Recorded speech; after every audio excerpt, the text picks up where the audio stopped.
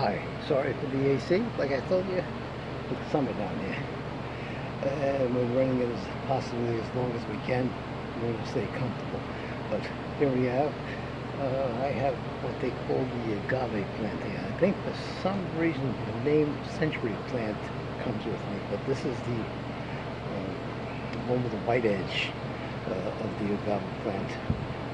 The reason I remember because I had a green one, it was called the century plant, and as it comes to a full bloom, a shoot will come up from the center, goes up about 10 feet, and throws off a bunch of puppies that attach to it, and they drop off, and hence that's what they call it the century plants. It just blooms and blooms and blooms. So I just wanted to show you my version of the agave plant. I had one, but as you can see, there's two here.